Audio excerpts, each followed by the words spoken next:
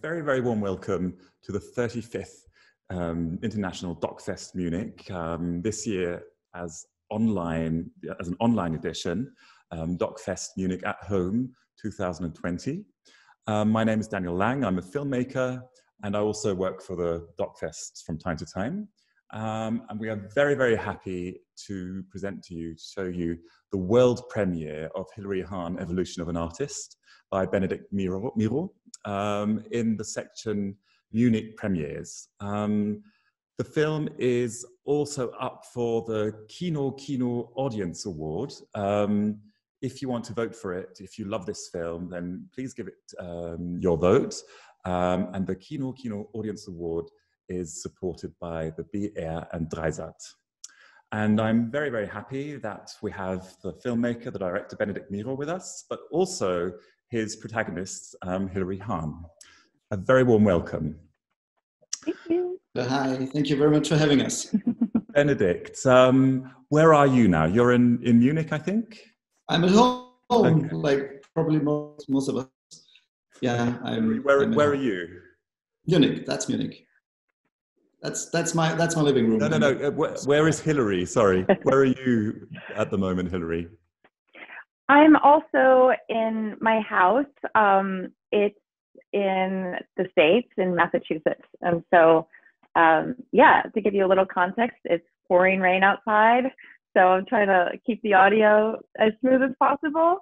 And yeah, for me, it's morning. Okay, fantastic. Benedict, you started the film a long, long time ago. I think in 2003. Was it always your idea to make this film like a 20-year journey, basically, or a 17-year journey? Well, actually, no, we didn't plan it like that. Actually, it just developed in that direction. We started filming 2003 with Hilary in London, actually, when we did a documentary about her young success, together with a very good friend of mine, Dr. Manfred Frey here in Munich. He's a movie producer as well, and he introduced me also in the world of music documentary making. And we did this documentary for ARD, Arte these days, like 15 years, 16 years ago. But we decided to keep on filming, actually. It was so exciting what Hilary was planning, and she was like informing us, hey, guys, I'm doing this and I'm planning this. And we were like, wow, you need to cover. And so we kind of stumbled into that, and we just followed her up. And whenever we had a chance to be with her and film it, we just took it. And yeah, this is how it developed, actually. And when did you make the decision to actually make a film? Was it like 10 years ago, or was it sort of straight away? And when did you decide to stop? That's a very, very interesting question. Hilary, did we stop, actually? What do you think? We had so many times where we're like, okay, this is the last one. I think we got it. And then something would happen. It's like, oh, the story hasn't come to some kind of conclusion yet. And so let's keep going. One more interview, one more event, one more. And I'd say, oh, I have this thing coming up. And then you would have a reason to film it for something else. And then we would also kind of check in about the things that were happening around that. So I don't know if we really started or ended, but it's kind of the slice of life that's encompassed within these years. Okay. And Benedict, but when did you decide, okay, that's it, finished, we need to edit? I went on sabbatical is what happened. Yeah, true. It was like we realized that we have so much material now that it's already not fitting into a movie anymore. That was probably the most important reason, that we realized, okay, if we're not finishing, if we're not stopping soon, we will end up with having so much material that it doesn't make sense to edit it anymore anyhow, because it's just too much for one movie. And we had this chance. Actually, we were talking with Bavarian Radio, with Bayerischer Rundfunk, and with Arte, and we decided, okay, now this is actually a good time. And Hilary kind of, I mean, if you have a chance to watch the movie, you will see that Hilary kind of was on a journey. For sure, she's not ended, she's not done, but it was kind of she reached like several steps And I felt in a way it's now time to kind of do a wrap up, like in between maybe, or I mean, we don't know. She already pitched so wonderful new ideas to me that I'm in thoughts about how to proceed. But actually, to kind of sum all these developments up, we thought that this would be now a good moment to do the movie. Okay. It wasn't like there was a point, like a turning point, so that we decided, okay, now that's it. We always felt, and Hilary, correct me on that, please, if you not agree with that. But I always felt that there's so much going on in a way, and everything was flowing, like every development was flowing into a new movement and a new impulse, and we kind of reached a point where we had the feeling. Probably because you did this Bach thing, Hilary, as well, because you recorded the last 3 partitas of the ones you started your career with. So this is probably also like an end. Yeah, it's kind of like you're on a trip and you don't know how long is this going to be, and you just keep going and you just keep going. And then one day you're like, oh, okay, this was a big trip and now it's complete. And it kind of felt like that to me, but it wasn't also like I wasn't directing it. So we did have a lot of conversations along the way about like, where am I really with my approach to my work and my mentality and my feelings about the project and the work and how it all ties into my life. And I mean, a lot happens when you're 23 to, when did we finish? When I was 39.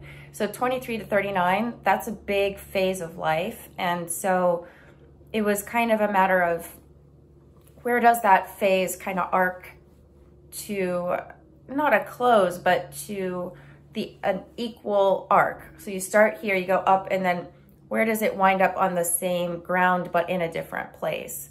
And for me, it really was clear over time how the evolution of my thinking was proceeding, but I couldn't predict that. And there was no way to say, oh, this concert is going to be a pivotal concert in my mentality. This is the moment when things are going to change.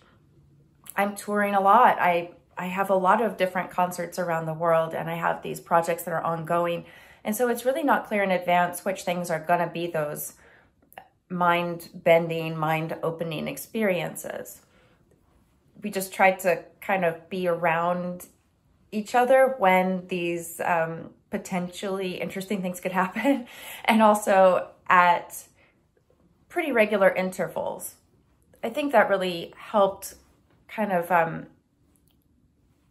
I guess, encompass the story without knowing what the story was as it was unfolding. But I don't think in 2003, I thought that we would be talking now in 2020 about the same film. I think it's pretty rare to have that kind of time span in a single story. Yeah, it's a long time. In the film, it even starts earlier because you use footage from Hilary's childhood, Benedict. So, yes. I was wondering. He wasn't there for that, but no. But I was wondering. You collaborate a lot with other musicians, with conductors, with composers. How was this collaboration with a filmmaker, with a visual artist, different from someone in your field? In this case, Benedict, please correct me if I'm wrong about this, but in this case, it's more that instead of reaching out in the course of my work to meet in sort of the common ground between the artists, which is what I do when I do a collaboration with an artist who plays music, it was more that I was almost, you can't try to ignore that people are there because then you change how you are. So I was trying more to just be aware of myself and be true to myself so that things could be captured as if they were happening anyway. We didn't stage any shots. I mean, there were interviews, but we didn't stage any performances or interactions, and there wasn't a script, obviously, so we just kind of kept going. And I think the way I was able to embrace the presence of other people in a space where I'm usually very solitary, or where I'm usually very much in line with the other performers and not, it's hard to describe the mentality of it, but like not, so as a performer, I have to be acutely aware of the audience because it makes it much more enjoyable to perform. I have to be very aware of all the nuances of their reactions, and at the same time, the nuances of my colleagues playing and facial expressions and everything. So for me, it was a way of thinking that allowed me to incorporate the filming activity as part of myself rather than as an external situation or a set of people or piece of equipment or something like that that I should be aware of and react to. I think that pretty much sums up the collaborative element. And that's almost more of a collaboration because you are extending part of yourself, or you're inviting into your world an exterior part that you didn't, that didn't evolve simultaneously with you in every moment of your life. So in a sense, that's more of a collaboration for me than deciding where I meet my colleagues in the middle, or deciding which things from the audience that I will pay attention to and draw into my own experience. And would you say that your relationship changed over time? Like, and what were these things that changed? It was for me that process of having a I want to say symbiotic, but that's a little bit too strong a word, but having an ebb and flow sort of with the presence of people in my life who you really have to trust. You have to trust in order for them to get what's happening in your life, to actually capture it, and what's happening in your mind, and to capture the nuances of how you're doing your work. You have to have an ebb and flow with a small group of people, but specifically with Benedict, because Benedict was always there and I trusted him and I trusted his team. And it just takes a while as a soloist to be able to do that in a very honest way. So I'd say that's the thing for me that changed, because I come across a lot of people in the course of my work every week, and you can't let everyone in to that extent.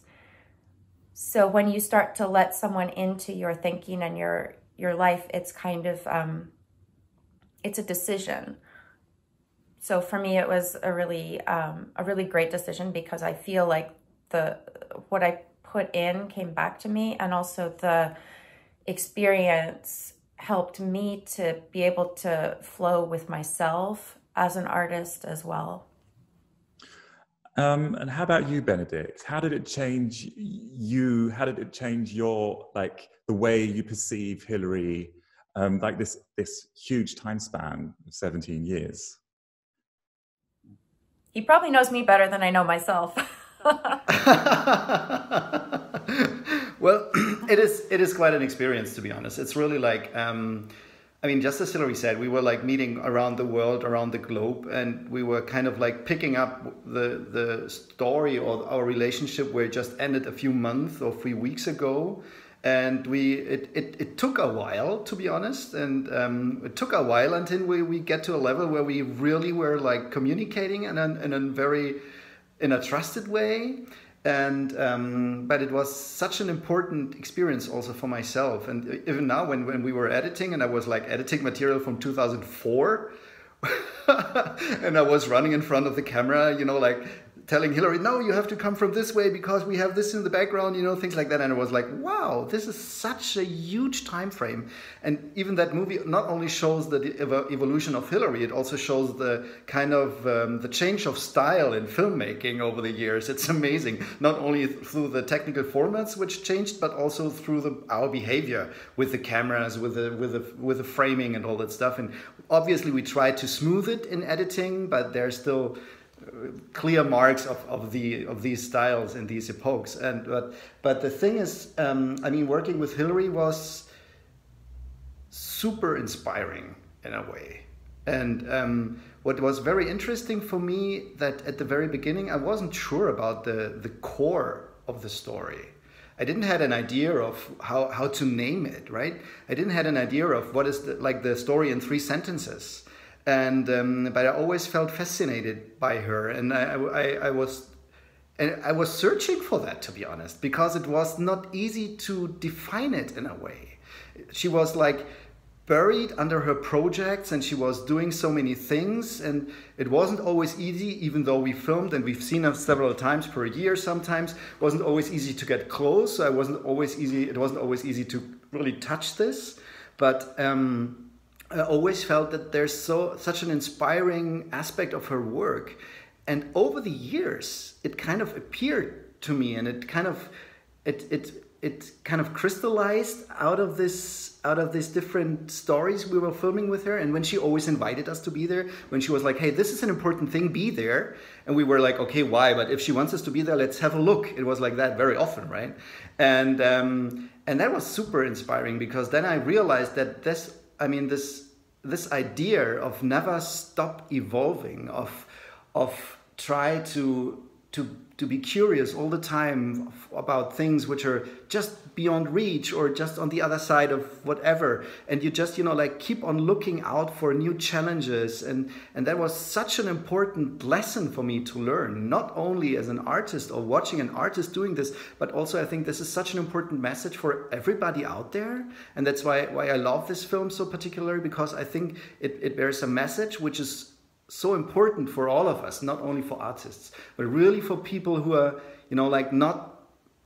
not kind of laying back and kind of arriving in a way, but always like striving forward and trying to find yourself in new circumstances, in new situation. And that was probably the most inspiring thing, which was there probably all the time, but probably even, I don't know, but probably even Hilary wasn't able to name it these days at the very beginning. And so we kind of followed that path. And I'm always wondering what kind of role we were playing for Hilary as a mirror, when we were asking these questions during our interviews, how much we kind of helped her or helped you, Hilary, to